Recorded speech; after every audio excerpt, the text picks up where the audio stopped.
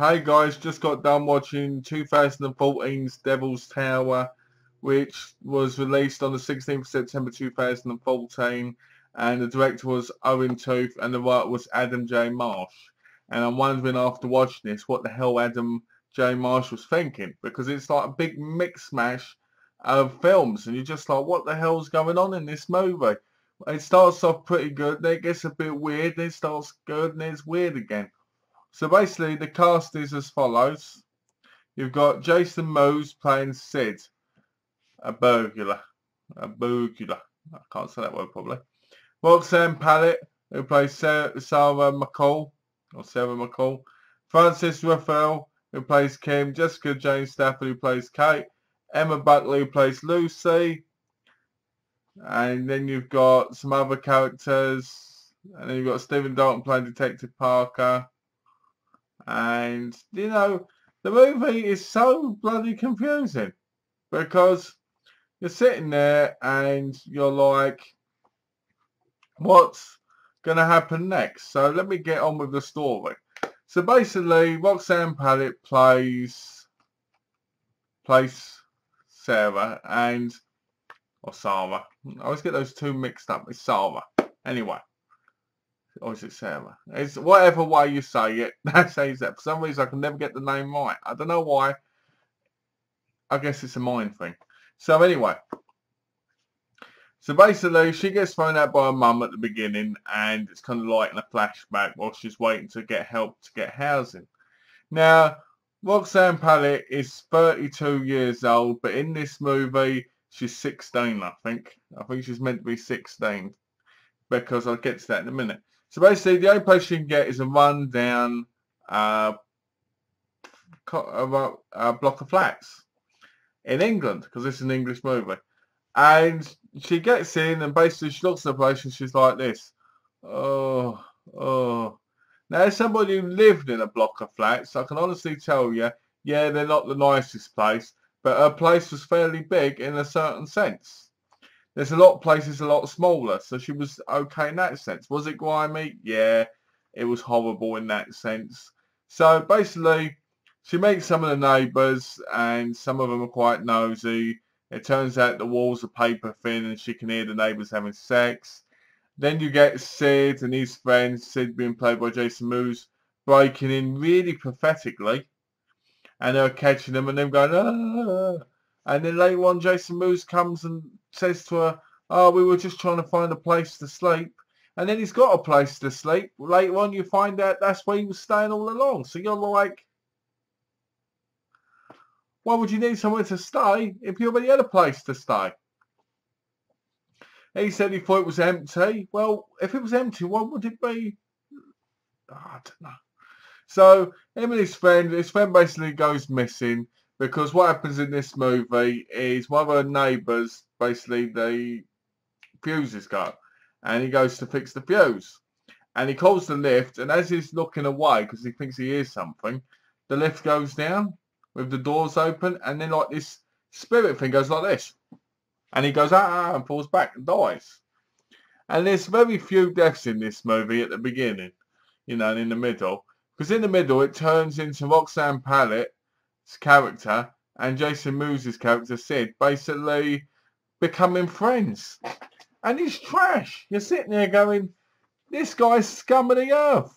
Why would you want to be with, why would you want to hang out with this guy? He broke into your place, and it's like he's a 40-odd-year-old man trying to play a 20-year-old in this movie as well. He's got his cat back like bloody Jay from Jay and Silent Bob, and he's like this. Oh, you know, I'm like this.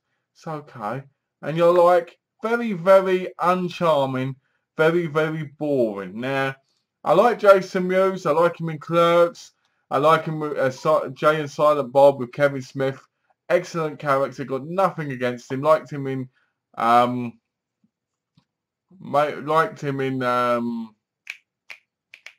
Zack and Miri Make a Porno, I think it is. I liked him in that. But I just didn't like him in this. It was just like, oh, and it was like he wasn't even acting. It was like he was going like this. Oh, it's going to be okay. Don't worry about it. I can't act properly, but I'm just going to talk to you like this because this is an easy payday for me. And you're sitting there going, what's he even doing in England? What's he even doing in this movie? The highlight of this whole movie for him was making out with Roxanne Pallet and getting her on top of her and try and do some humpy pumpy. Clothed, not unclothed. There's no, yep, there's some naked women in this, but I'll get to that later. So, for about half an hour, it goes to basically them two becoming friends, and her talking to her friend, and then her mum pops in, her abusive mum, and goes like this, oh, I can pop in because I'm your mother. Why can't your mother come and visit you? Because isn't that what mothers do? And obviously, Roxanne Pallet's character is very like, oh, what are you doing? Go on, you abused me. And she goes, the mother goes like this, your father's dead because of you. And you're like, did you just say that this mother's officially become trash? Go get with Jason Mewes and get on the bandwagon and leave the country. That's what I kept thinking, right? So she leaves, and as she's leaving, she gets killed. And basically, the demon woman, who basically, I don't know what she was meant to be, if she meant to be a spirit or a demon kind of thing, because I know she died, but she'd been stuck in that body from what I guessed. But what was she? Was she some evil spirit? Because she was killing people, but was she a demon? Or was she like cursed to eternity or whatever? I don't know. That's what I'm guessing in this movie. So there's this big kind of light thing between the corpse looking person and the mum, and basically she ends up being inside the mum. And she ends up trying this holder like zombie pill, eating and running about, and basically stuff goes down. You've got people having a party and people are getting killed after having sex, and you're sitting there going, what is this all about? And then you've got Peter Barrett in this movie, who's one of the worst British actors I've ever seen in my life. I don't know how he gets any work.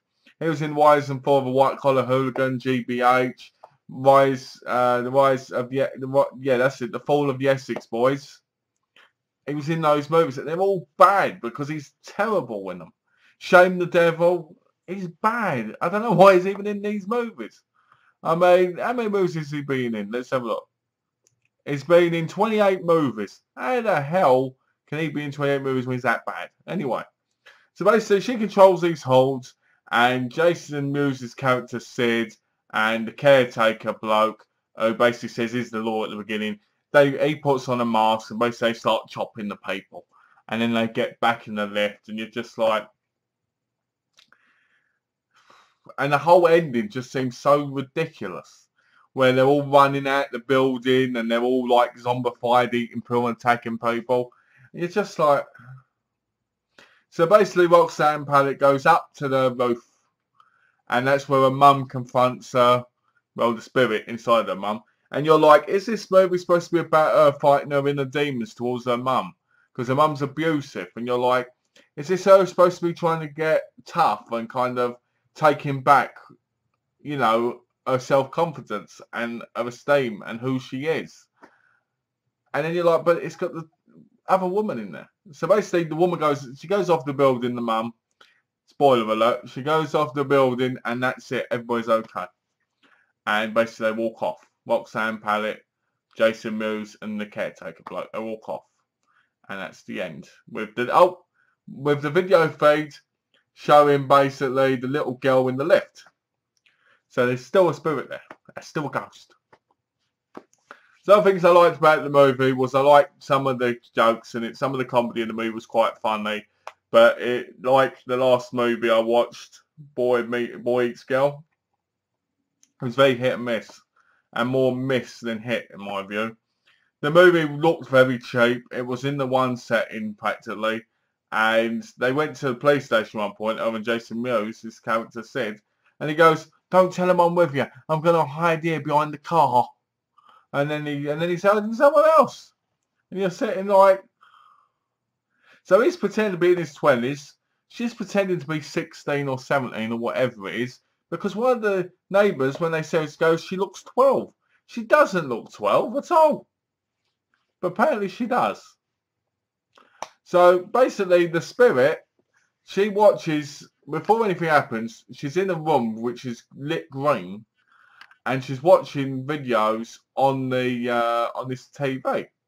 And she can control certain people by putting their image up on the screen and killing them by sticking it in their self on the TV. Like if the image of them on the TV cuts their throat, the person cuts their throat. So it was pretty good, you know, and I was really enjoying that bit. But the ending just, bloody hell, it fell apart. It was like, what the hell is this about? So I'm partly confused about what happens in the movie. I'm partly confused why we had to listen to this horrible party going on for so long. And it felt like it was trying to do too much. Like Jason Mewes, I just don't understand why he was in this movie. Roxanne Pallet, her acting was not that great in this movie at all. And it felt like no one really was on their A game at all in this movie. It felt like just a cheap movie. We're all going to be here. We're going to do a run-of-the-mill confusing story like we do in England. And we're going to just make it one big joke. People will buy it. And then they'll go, why did I buy it? They'll trade it in. And then suddenly we're getting to see the extra quid. And yep, that's probably what's happened. So I wasn't very keen on the movie, which was quite depressing because I was really looking forward to it. Because I'd seen Roxanne Pallet in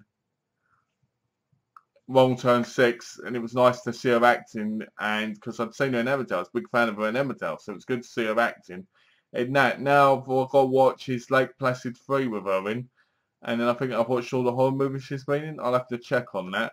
As for Jason Mewes, go back to being Jay of Jay and Silent Bob. If not, try and be a completely different character, because this character was like a bummy, was like a bum version of Jay from Jay and Silent Bob. And to a degree, he's a bum in Clerks as well, because it doesn't do anything.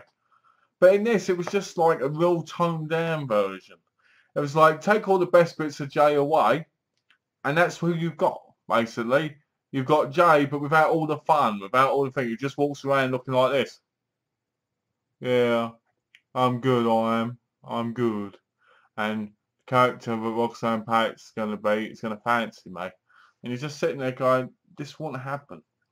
First of all, she won't even look at him. You know, that's not me being horrible about the way he looks. It's just truth. She wouldn't. But she did give her Andy Sugden. And that says a lot. So, you never know. It could happen. So, I'm going to rate the movie a 2 out of 5 because it was so confusing. It could have been so good as well because it had that kind of good feel to it, and then halfway through it just fell apart. It just was like, what's going on? Then stuck with the fact that I know that most people are going to say it's obvious, Malk. The movie was meant to be about a person, a spirit who was stuck. She basically got into a body. She then controlled these people to be zombies, and that was the end of it. But if she was in that body and it fell, why didn't her spirit leave and take over somewhere else? Why did it just die? Or why is it in the lift room? You see what I mean? So it doesn't make sense. And I don't recommend it. But I guess if you like Roxanne Pallet or you're a Jason Mewes completist, like some people are, then I guess you should buy it or watch it. But I wouldn't. It's one of those films I'd never watch again. And basically I don't plan on watching anything that's British horror again that's got such a bad title or bad synopsis. So that's my review for this movie, guys. I'm sorry this movie was so confusing for me. I'd love to have been able to explain a lot more of it to you, but it just got so confusing. It had such a basic plot, but the plot was like all over the place, so it got more and more confusing. It was like if you keep driving on a road and you keep turning left and then turn right and then left and right. Eventually, if you don't know where you're going, you're going to get lost, not remember what way to go. And that's basically what this film is. It's a film that's driven constantly and doesn't remember the way it was going to get to the finish line. So, yeah, as always, guys, thanks for watching. If you haven't, please subscribe because there's a lot more videos coming up. And as always, take care and have a lovely, lovely day.